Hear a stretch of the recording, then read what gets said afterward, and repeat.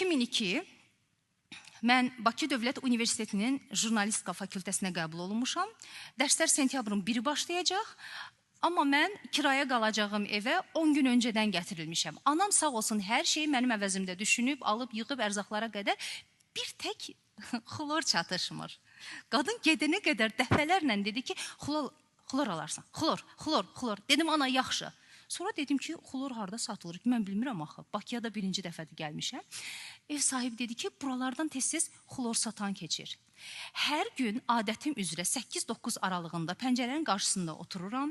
Ya uzun-uzadı belə xəyallara dalıram, ya kitab oxuyuram, ya da çay içirəm. Mənim üçün yeganə istirahət yeri o balaca skamya və pəncərənin ağzıdır. Dərsin başlamağına təxminən 2-3 gün qalıb. Bax, yenə belə fikrə getmişəm.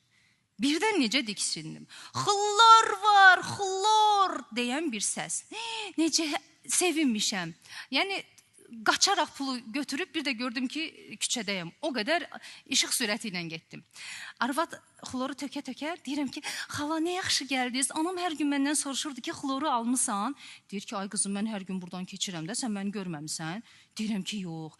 Hə, deyir, mən səslənmirdim, boğazım şişmişdi. Ağrıyırdı, ona görə səs çıxarda bilmirdim, şükür düzəlibdi.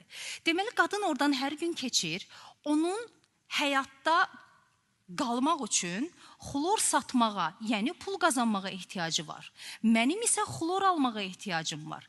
Əgər o səsini çıxarmasaydı, biz bir-birimizi tapmayacaqdıq və bu alış-veriş də baş tutmayacaqdı.